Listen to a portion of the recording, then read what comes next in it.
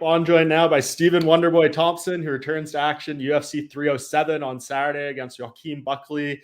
Stephen, back in Utah, is there good memories or bad memories? What kind of vibes do you get when you see that familiar scene after what happened last time? Actually, it's beautiful here, man. I love it. I mean, good memories in the fact that, I stood up for myself the last time I was out here when Michelle Pajeda didn't make weight. But, I was disappointed. So I owed the people here at Utah definitely a good scrap. And boy, did they got one with Joaquin Buckley this coming Saturday. So, yeah, man, good memories always. Yeah, that's good. Any concern in the same way about Joaquin, or do you think he's proven himself as a viable 170 now and he can make that weight consistently? Yeah, man, the guy's never really, I don't think he's ever really struggled to make weight. Mm-hmm. I know he's kind of a smaller 185 or a big 170 though, but he's notorious for making weight. So I have no doubt that this guy's a professional and he's going to do it. So we can put on a show for the fans this Saturday. Yeah. What do you make of this guy? He's very loud. He'll say a lot of things. I haven't seen too much disrespect your way unless I've missed something. I don't know how you could disrespect you anyways, but he seems to find a way to say things about certain people. What do you just make of him? No, man, I think he's a great athlete, good person. Yeah, man, he's got a spry personality, that's for sure. But I think that's what's going to make this fight so exciting. Really, to be honest with you, he's the type of guy that got to kind of go out there and put on a show, try to put on a show for the fans anyway. And those are the fights that actually make bonuses at the end. So kind of like Kevin Holland for sure. So yeah, man, I like him a lot. I don't have any beef with him. He's been wanting this fight since July, since I saw him at International Fight Week. He was trying to get that fight happening, and my people got in touch with his people, and we made it happen. That's for sure. Yeah. What was his interactions with you? Were they off-putting at all, or were they pleasant? How do you have described them? No, man, they were actually really pleasant, man. I mean, the whole time we were out there, we're grouped up with a bunch of other MMA fighters anyway, so I always get along with them. And no, they were all great, all positive. And he was literally every day, he's like, come on, Wonder Boy, let's make this fight happen. I'm like, at the end, I was like, all right, man, let me see what I can do. And we did, we made it happen. And I always I enjoy going out there and putting on a show for the fans, win or a loss. Guys like Kevin Holland, guys like Joaquin Buckley and Vicente Luque, those are the type of guys that are good. They're good dancing partners. They want to put on a show. They're not trying to make the fight boring. They want to go out there and try to finish you. So that's why this fight actually was exciting for me. Mm-hmm. Do you think he tries to strike with you here? I mean, I know he got 4 takedowns in the last fight, but I don't know how else you really handle fighting a 6'5" welterweight like you had to. So maybe he doesn't see the necessary to approach things the same way with you. You know what? I don't know. I do believe that he's going to try to stand and strike like normal, like, most people do. And then once they feel like they can't, they'll try to shoot. They'll try to mix it up a little bit. But I'm ready wherever the fight goes. Mm-hmm. I know you made the comments about being on the prelims and thought it was a little weird because it is an unusual spot for you. Have you kind of made peace with that and seen like the upsides of, being on ESPN and things like that? Yeah, man. I mean, more people are going to be able to have their eyes on me. It's free for my family and friends back home. And you know what? It's been since, man, 2014 since I've been on the prelim cards, but I don't mind it, man. We get out of there earlier so we can finish and hang around and watch the other fights. So yeah, I'm kind of excited and to be a part of the ESPN show. And obviously it gives me some enthusiasm to really put on a show to show the UFC that we should have been on that main card. Yeah. I mean, this card is a striker's delight for the most part. I mean, yourself, Alex Pereira, Jose Aldo, like some of the best who have ever done it. Are you willing to be bold enough to say you're the best striker on this card, Stephen, or is that a stretch? Man, I don't sit there and try to toot my horn or anything, but Jose Aldo and Alex Pereira, those guys are hard to beat, man. Yeah, and then I said it the other day, like Alex Pereira I think is one of the best strikers in the UFC right now. Mm-hmm.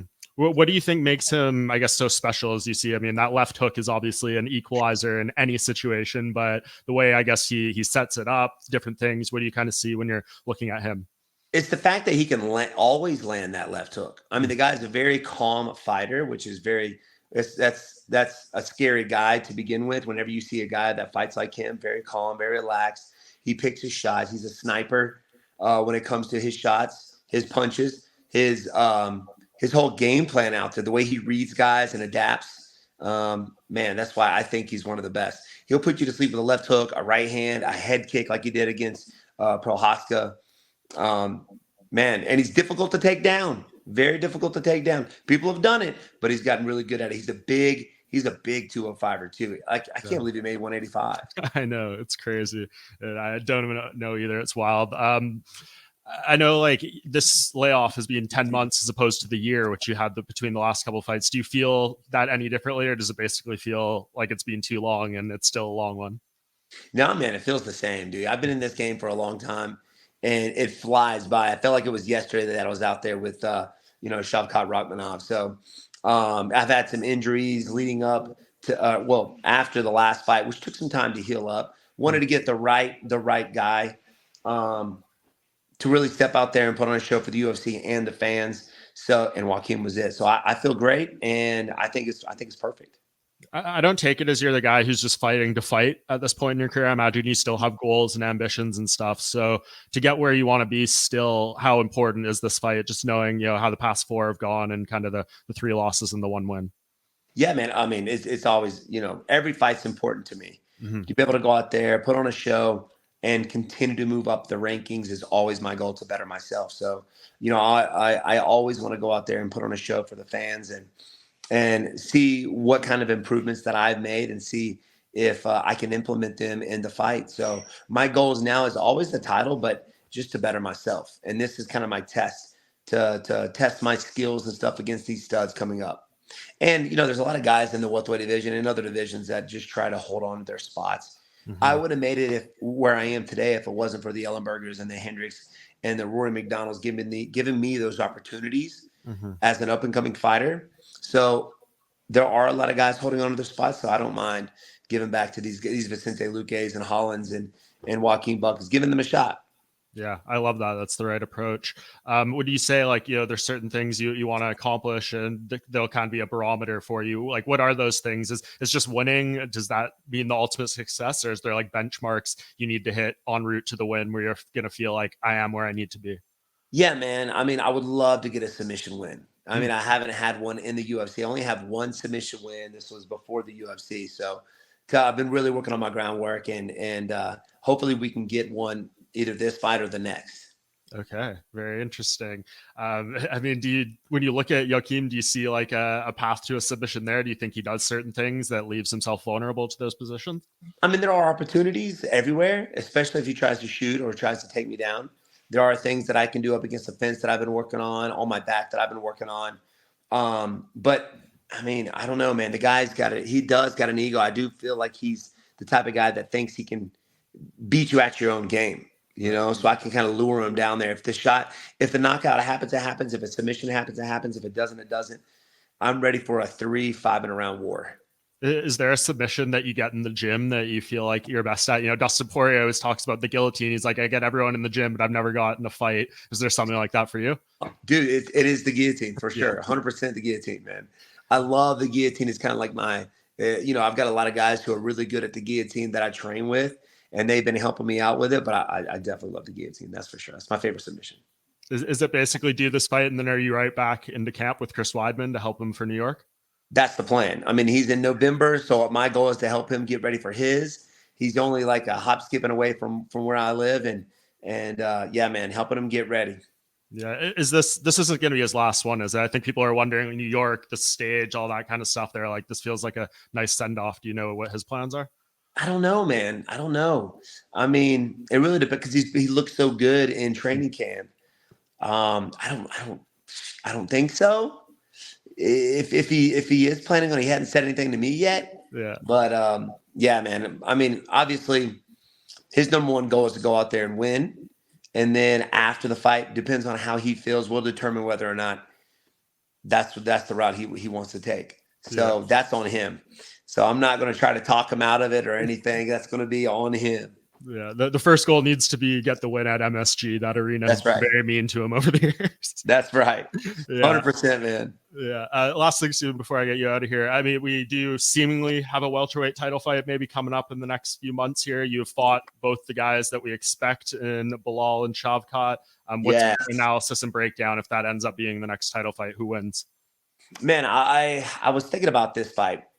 Now, both guys, I do believe if Shavkat can keep the fight standing, he's got great takedown defense. I think he could win the fight. I think his striking is better than Bilal's, but the Bilal's got a gas tank on him.